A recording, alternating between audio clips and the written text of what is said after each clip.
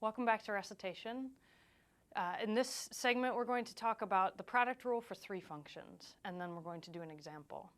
And what I want to do first is remind you the product rule for two functions, because we're going to use that to figure out the product rule for three functions. So throughout this segment, we are going to assume that u and v and w are all functions of x. So I'm going to drop the of x just so it's a little easier to write. This notation should be familiar with things you saw in the lecture. So for two functions, let me remind you. If you have uv, the product, and you take its derivative, so prime will denote d dx, then we can take the derivative of the first times the second function left alone plus the derivative of the second function times the first left alone. So this should, again, be familiar from class. And now what we want to do is expand that to the product of three functions, u times v times w. And we're going to explicitly use this rule. So u, v, w prime is what we want to look at.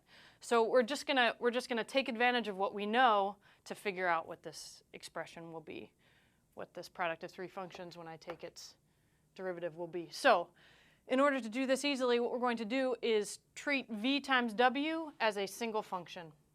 Okay, so v times w will be our second function that essentially takes the place of the v up here.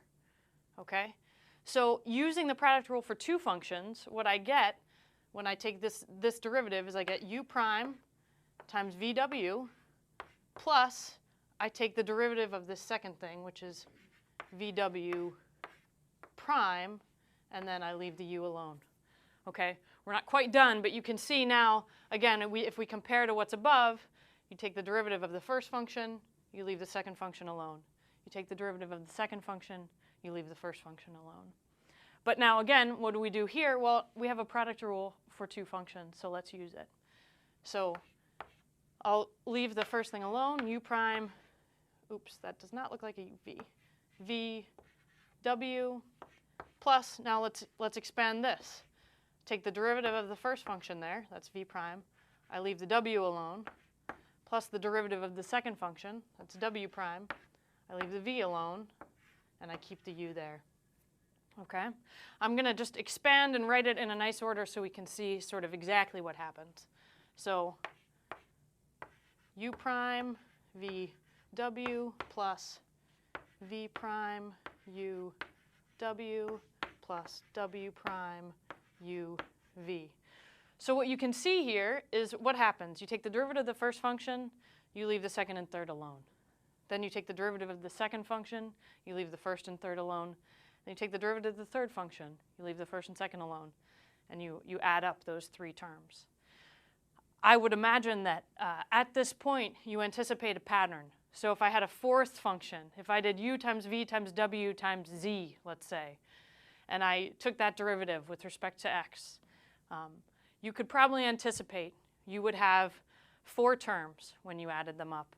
And that fourth term would have to include a derivative of the fourth function. So from here, actually, you can probably tell me what the derivative of the product of n functions is. And you could check it using this same kind of rule. But what we're going to do at this point is we're going to just make sure we understand this. We're going to compute an example. So since we know we know derivatives of powers of x, and we know derivatives of the basic trig functions, we'll do a product rule using those functions. So let me take an example. So we'll say f of x equals x squared sine x cosine x. Okay?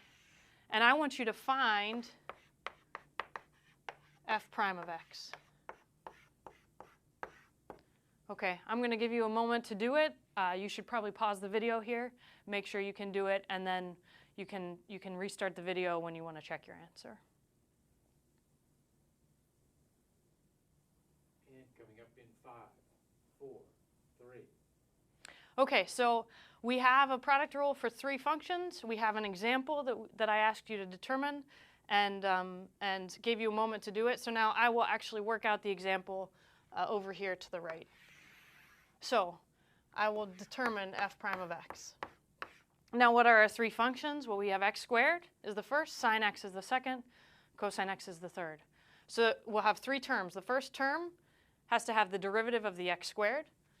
That's going to give me a 2x, and I leave the other two terms alone. So I have 2x sine x cosine x plus, I may want to just write these below. Okay, now in the next term, I should take the derivative of the sine x and leave the x squared and the cosine x alone. Derivative of sine x is cosine x. So I'm actually going to write this underneath. So we'll have, I'm going to put the plus underneath also so we remember it's a sum.